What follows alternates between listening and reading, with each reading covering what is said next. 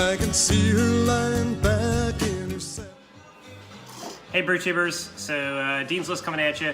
It's been a long time since I had this guy here, Dan, in one of my videos. We actually brewed Hannah's Quest. Yes. Are you sure it was Hannah's Quest we brewed? Yeah. I think we did another brew.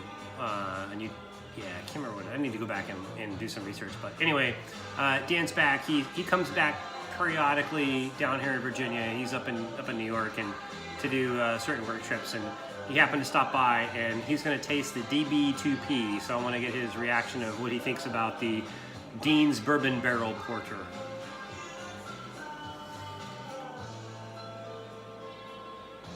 He's been kicking my ass in darts as we're, waiting on the verdict here. I like the lacing. Oh, it's good. You can taste the bourbon. Yeah, it hits you right away. You smell the oak? Yeah. A little bit of smoke. A bit of chocolate? Yeah. Chocolate. It's 8.8%. Very good. He's got a work meeting he's got to do tomorrow. Yeah. Hopefully nobody in his meeting sees this tomorrow, but yeah. Very good. This dude drove all the way down the East Coast today in like the worst freaking winter storm of... What was it, the bomb cyclone? It was the I drove in the bomb cyclone. It was a bomb some shit, whatever it was. It was a bomb, bombastic, bomb cyclone, whatever it was. But he drove down, he braved the storm, he showed up. He's got a work call tomorrow. He's a dedicated dude, so hey, here's to you, brother. Cheers. Well done. Happy Homebrew Wednesday. Quick update, you're gonna see some brew footage of a Helles that I did, so stick around. I did a Helles brew this weekend. It turned into the brew day from hell, but I think it all turned out well. But before I do that, did a quick pour of the Howler, excuse me, don't want to say Owler, that's a copyright violation. The Howler Brown Tart Ale. This is my first sour ale. I actually had a special guest come over to the Dean's List last night and try it. He was actually the first person to try it, so I'm the first person that gets to try it when it's totally carved though, so cheers. It smells like a brown ale, but it's very deceiving.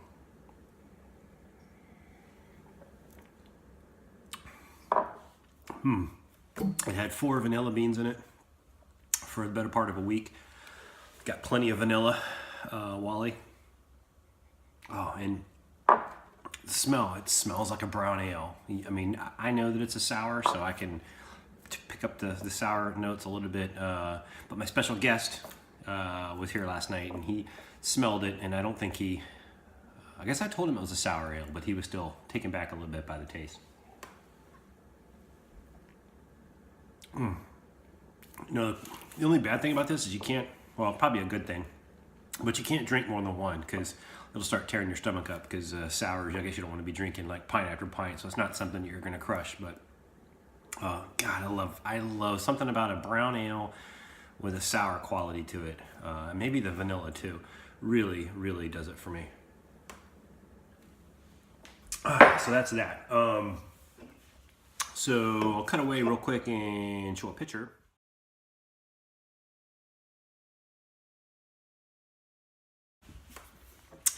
Larry Larmo and Dan, the Barrage Brewer, came up. I guess they're both here in town in the DC area this week on business. So got a random text from Larmo. He said, hey, what's going on? You want to meet up? So like, all right, yeah, let's do that. And then Dan jumps on the text, hey, I'm going to be in town too. So those two came up from down south in Virginia. Had no idea they live, a couple of doors away from each other. Had no idea they were going to be here at the same time. And so anyway, we all linked up, had dinner at this place called Virtue, Feed and Grain. They have awesome craft beer selection, really good food. And I sent my cheapest beer mail in person. It was the cheapest beer mail I've ever sent. I got to do two beer mails at once, just handed off a couple of 6-packs of some home brews and some other goodies to Larry and Dan. And Dan came bearing gifts. Larry came bearing gifts. Dan's sent me, gifts in the past. He sent me a temp controller one time and some other things. So both of them are awesome guys. First of all, let me show you this. He brought this. Hardywood's double barrel gingerbread stout. So I had heard about this Hardywood's Richmond Brewery. And I'd heard about this beer, and I've been looking for it, in my bottle shop and the usual places, and I haven't been able to find it. So I thought that I wasn't going to get any. I have never had it before. I learned about it this year, I think watching DJ Brewtube's review. So I was trying to keep an eye out for it. Didn't find it, but luckily, awesome dude brought one up for me. He also brought this, what is it, Vale, from Vale Brewing Company. Where is that? That's in Richmond too. It's called Needs a Month, a triple IPA. It's kind of a cool, it's kind of a cool label. Yeah, this thing is 11% ABV. I won't be drinking that one tonight. Maybe I'll save that for this weekend. And then he brought this Irma IPA, which is really cool. It's got Idaho 7, Rahal, Mosaic, and Amarillo, and got some cool environmental stuff going on with this beer. So he said this is a really good IPA, and it's only 6.7, so that's sessionable for me. So let's get into this thing. So anyway, like I said, had dinner with Larry and Dan, and unfortunately Dan had to head back up to his hotel. He was staying up in Arlington, and then Larry got to come here and visit the Dean's List, so I gave him a tour of the pub, gave him a sample off everything I had on tap, and showed him the brewery, and we hung out for a little bit, and then took him back to where he stayed down here, and it was just a fun night. Very unexpected, very cool. So cheers, guys. Thanks for coming down. I had an awesome time. So let's see. Let's get into this IPA. Smells good.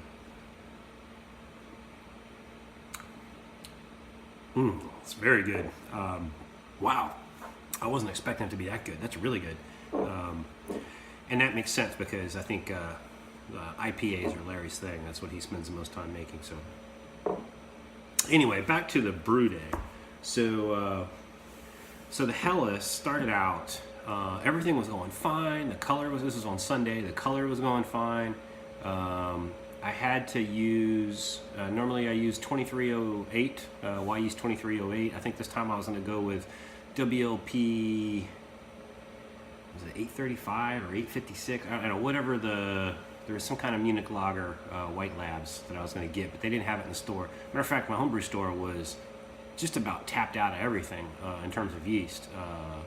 But the guy's really nice. He let me borrow his extra 5-pound bottle of CO2 because I wanted to do some bottling, and one of my tanks is empty, so I got to rush that thing over back to him this weekend.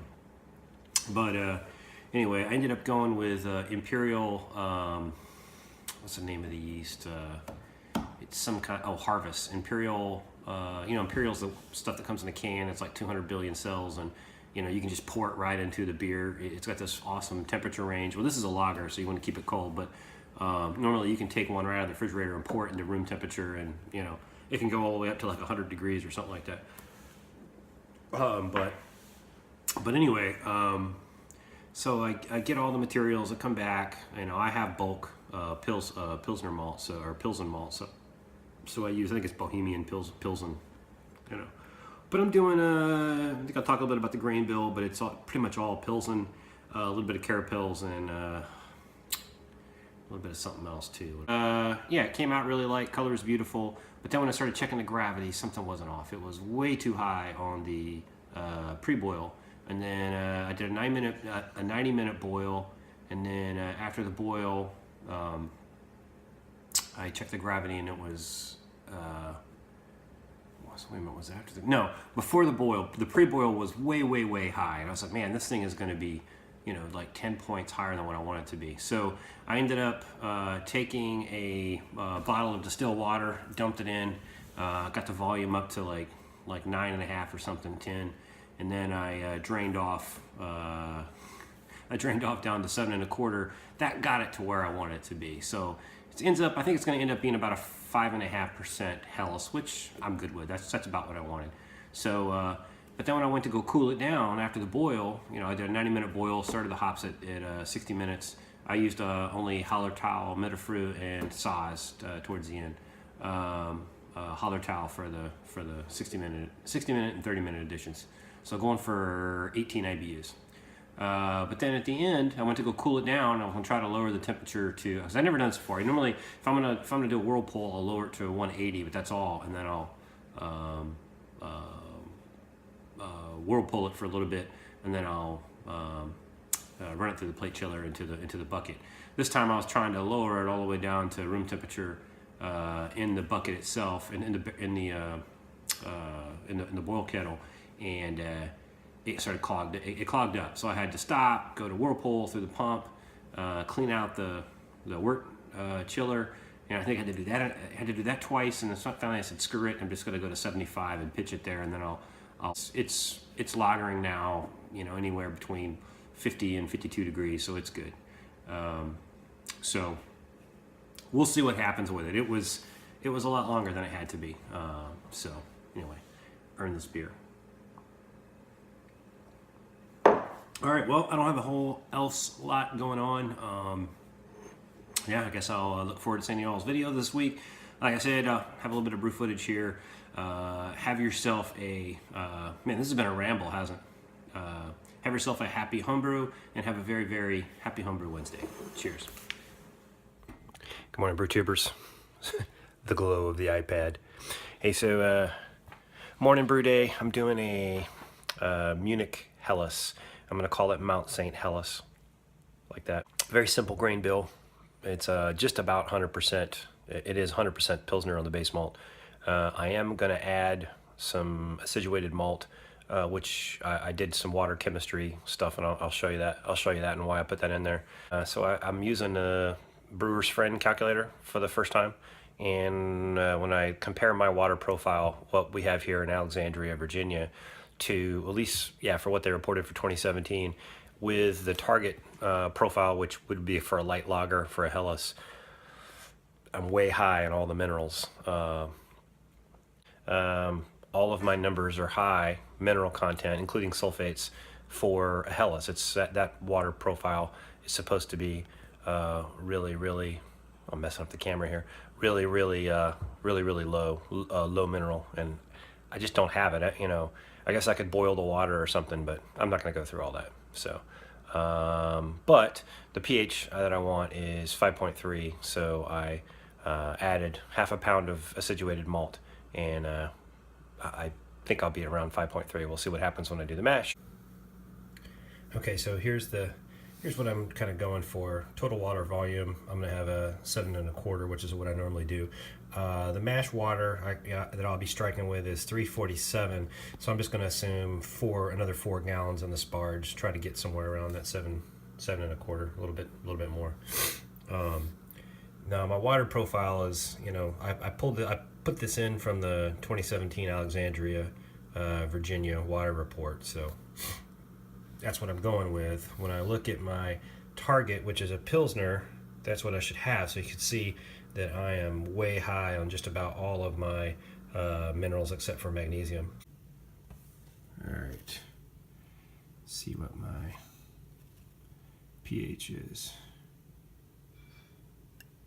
A little bit lower than I wanted, but that's close enough. I'll take that. Okay, so I had a near emergency. So if you look in the back of my hot liquor tank, there's a, well, you can probably see it better here. This little plug right here, the electrical plug, it started leaking before I started the mash. It was when I was heating up the strike water. It was dripping out of the back where that plug, the big hot plugs in for the 40 amp circuit. I think that maybe an O-ring or something came out, and I noticed that it was loose, so I had to drain it, tighten it up, kind of get it. It couldn't tighten all the way. I think I might have to order some more parts, but I was able to get it sealed up enough so that it's not leaking. Luckily, it did not sabotage the brew day, so keep my fingers crossed and make sure I'm good for the rest of the brew. Look at that beautiful Helles. Oh, I love the light color on this thing. Oh, it smells so good too.